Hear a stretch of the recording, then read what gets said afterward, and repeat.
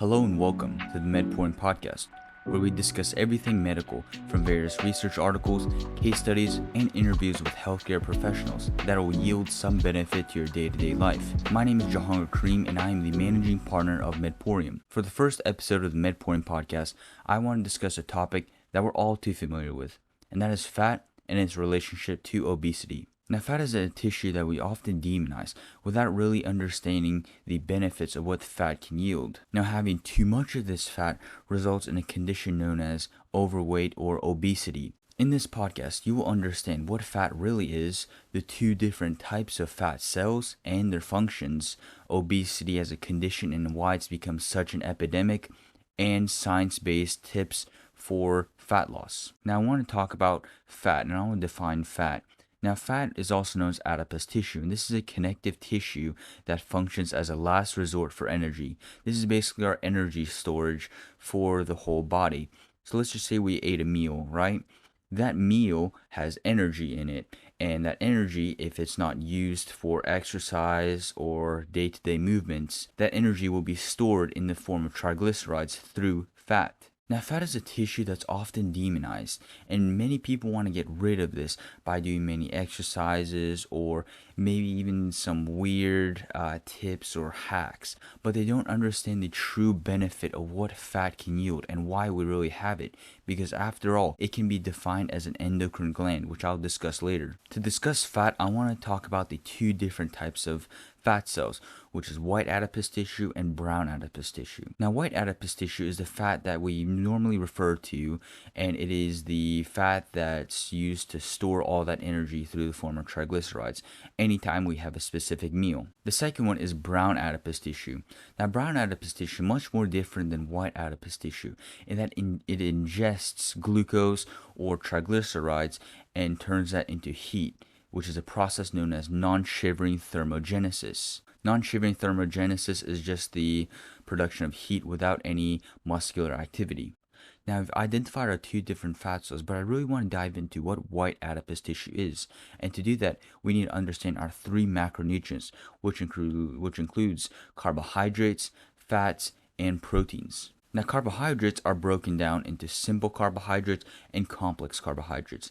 Just to give you a basic, simple carbohydrates include glucose, which are found in some pastries, bread, and they're just basically sugar. And sugar is a form of fructose and glucose. Now, complex carbs are glycogen, cellulose, and our good starch, which are found in many vegetables. Now, there's something to understand between carbohydrates and fat. Carbohydrates are a short-term energy, and this is why many athletes eat some sort of carbohydrate before any game or event, because it's a short-term energy, a short burst of energy for their athletic competition. Now, compared to carbohydrates, fat is a long-term energy, and proteins don't really give us much energy. Now, proteins and carbohydrates comprise of about 4 calories per gram, while fats comprise of 9 calories per gram. Now, the overconsumption of either of these macronutrients is responsible for this weight gain and obesity we see without the utilization of proper exercise. So now we've cleared up the air of what macronutrients are. Now we need to break down white adipose tissue into two different types of fats, subcutaneous and visceral. Subcutaneous fat is the fat that yields most benefit and provides us with insulation in the body. Now, the subcutaneous fat is found under the skin, primarily the dermis of the skin. Now, the second fat is visceral fat, and visceral fat can be found around the chest, abdominal area, sometimes even ankles for women, and around our organs. Now, visceral fat compared to subcutaneous fat doesn't have much of a benefit, and too much of this visceral fat can indicate an unhealthy state. Now, white adipose tissue has several functions, but some of them include being a barrier against infection and secreting cytokines and hormones. Now, cytokines are basically the bat signal for immune cells, telling immune cells to come to this specific spot to fight this foreign pathogen. Now, some of these cytokines include adipokines, which have a pro or anti-inflammatory effect on the body. Here's what I mean by the or part. So when we're in a caloric restriction or caloric deficit, that anti-inflammatory adipokines increase and pro-inflammatory adipokines decrease. Now, anti-inflammatory adipokines, as you can know from the title, goes against inflammation, which is crucial in preventing many diseases such as rheumatoid arthritis, or even if you're an athlete, you're trying to avoid that inflammation. Now, if this caloric restriction is further pushed on, the anti-inflammatory adipokines and pro-inflammatory adipokines decrease. Now, to bring this in context, let's just say you wanted to skip breakfast. When you skip breakfast, these anti-inflammatory adipokines increase and these pro-inflammatory adipokines decrease. But let's just say you also skip lunch and dinner. That means your anti-inflammatory adipokines will also decrease, as well as your pro-inflammatory adipokines. Now, with this increase in anti-inflammatory adipokines, the body becomes more sensitive to insulin, which decreases your risk of attaining type 2 diabetes, where insulin resistance is seen.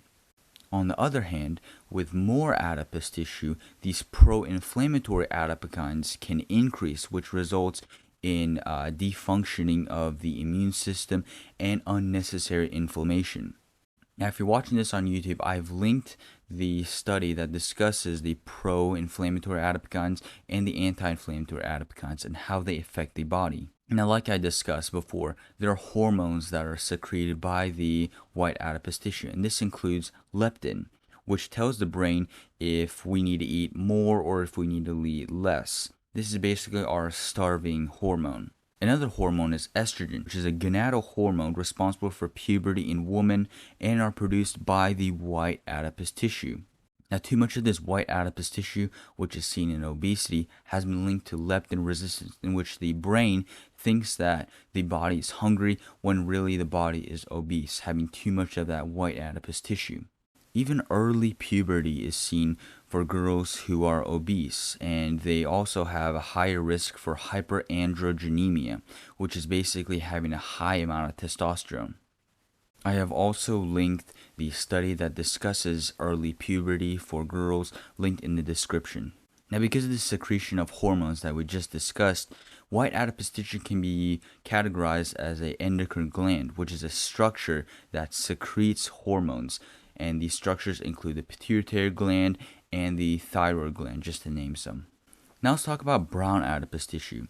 Now, like we said before, brown adipose tissue consumes that glucose and triglycerides and turns that into heat through a process known as non-shivering thermogenesis. And brown adipose tissue has been linked to many benefits towards our health.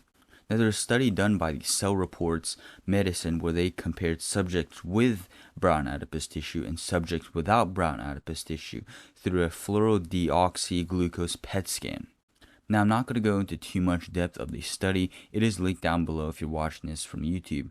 But what they found was subjects with brown adipose tissue had lower blood glucose levels, lower white blood cell count, and lower triglycerides with higher HDL levels. Now, if you didn't know, HDL stands for high density lipoprotein, and this is referred to as the good cholesterol. Now, these subjects also experienced low visceral adipose tissue, and they found was that the brown adipose tissue is inversely correlated with the amount of visceral areas in the body, meaning the more brown adipose tissue these subjects had, the less visceral adipose tissue they had around their midline. They also experienced a decreased liver fat and increased liver density. Now, it's important to have an increased liver density because the liver performs over, I believe, 400 functions throughout the body. I'd love to discuss the functions of the liver in a later podcast, but for now, this is what they found with the brown adipose tissue. Now, there are some limitations to this study in that there's no cause and effect relationship between brown adipose tissue and metabolic health, but you get the idea. Brown adipose tissue basically consumes all this glucose and triglycerides that are found on our white adipose tissue and converts that into heat. So these patients actually lost weight very easily. So far we've discussed the two different fat cells and their functions. Now I want to understand what obesity really is. Now, obesity shouldn't be confused with being overweight. Overweight means you have a body mass index or BMI of greater than or less than 25. While being obese, you have a body mass index greater than or equal to 30. Now, both causes of being overweight or obese is caused by an increased intake of processed foods or foods that contain simple carbohydrates and high unhealthy fat contents.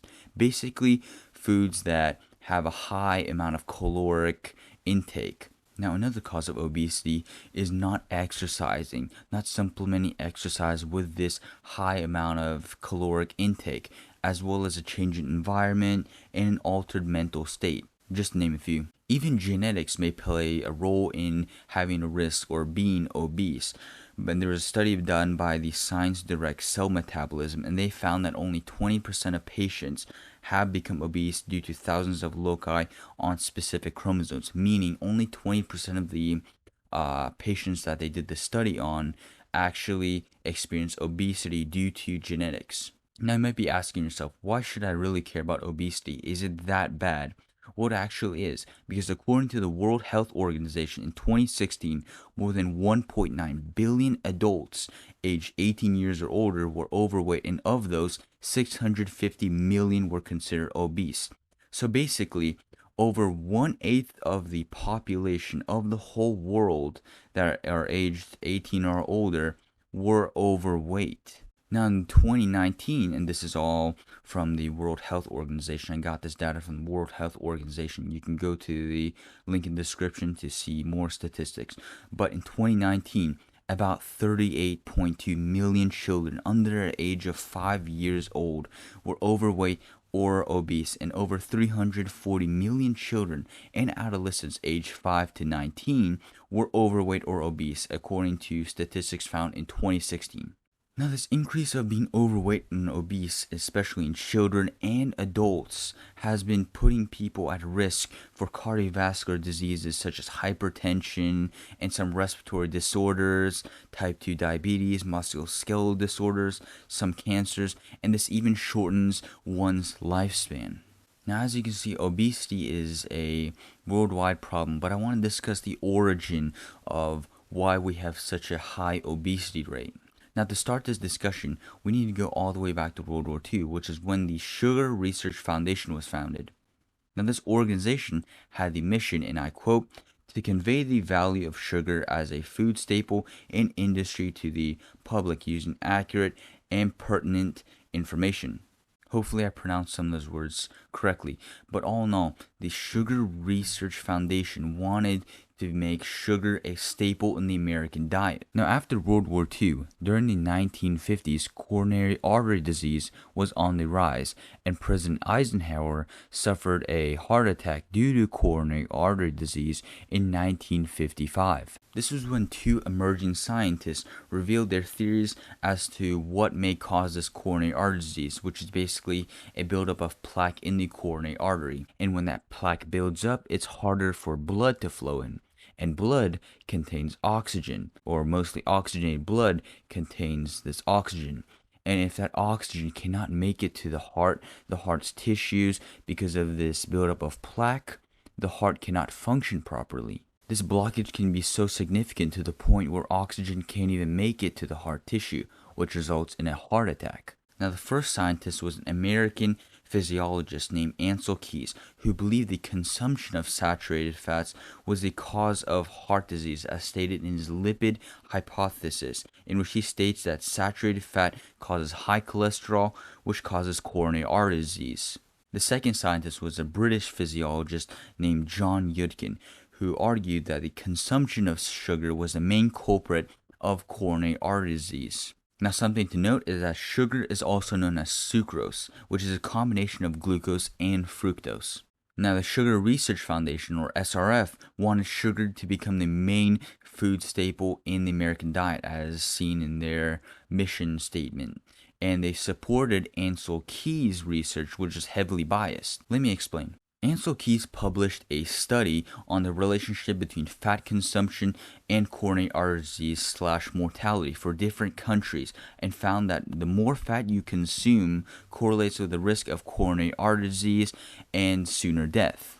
Now, what made Ancel Keys' research so biased is that he disregarded the effect sugar had, because sugar had the same or even worse outcomes, and he also carefully selected countries that fit his demographic hypothesis and that fit the likings of the SRF. He specifically disregarded countries such as Norway, Sweden, and Denmark, which have a high consumption of fat, yet a lower risk for coronary artery disease and mortality rates. Now, although Ansel Keys was right that the consumption of saturated fats and transsaturated fats can increase the bad cholesterol levels or the low density lipoprotein cholesterols, which can in turn cause coronary artery disease, he disregarded sugar from having any effect in heart disease. Now, John Yudkin wasn't that much of a famous scientist. Ansel Keys was on the Time magazine front cover for January 1961, and John Yudkin wasn't. So he had the idea of sugar causing coronary artery disease, and many people didn't believe him because he wasn't that much of a famous scientist. Now, Ansel Keys' research resulted in this low-fat craze, which was seen in the 1960s, and this low-fat craze or low-fat diet was most prominent in the 1980s. This is when government organizations, the food industry, and physicians started implementing this low-fat diet, which I explained around the 1960s and 1980s. And these products took fat out of the foods that they normally put and replaced it with sugar, which resulted in the start of obesity epidemic during about the 1980s and 1990s. Now, taking the fat out of many food products doesn't leave a good taste. So the SRF put sugar in all of these products, recommended putting sugar, and sugar tastes better. And they wanted the public to believe that the overconsumption of the macronutrient fat will make you fat and result in heart disease. But the overconsumption of sugar doesn't have much of a negative outcome. That being said, let's discuss the science-based tips for losing fat.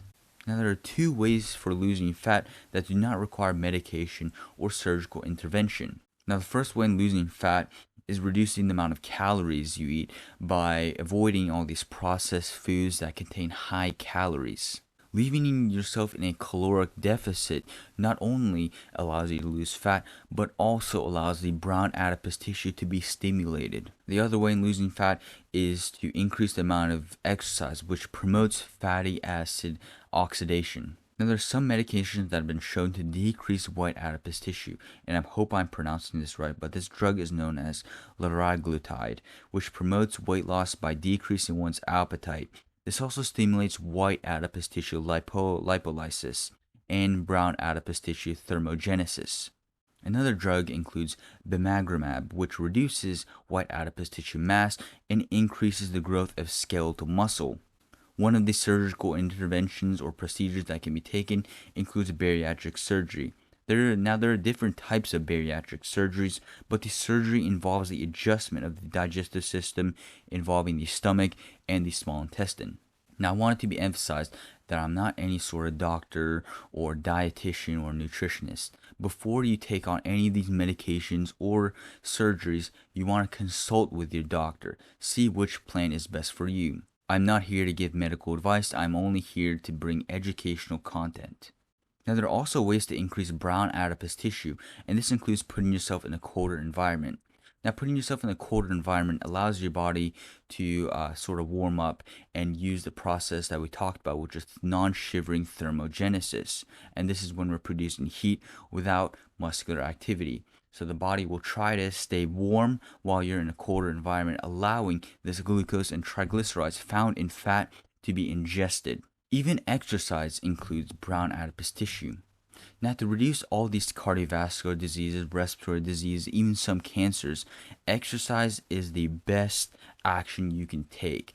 There's just so many benefits, even mental benefits, psychological benefits when you're exercising that I'd love to discuss in a later podcast. Now, there are also some medications that have been proven to increase brown adipose tissue, and there's a study done by the National Institute of Health where they found a drug known as mirabegron that activates brown adipose tissue in healthy women. Now, mirabegron, hopefully I'm pronouncing that right, is usually used for overactive bladder, but it has been found to stimulate brown adipose tissue and white adipose tissue lipolysis.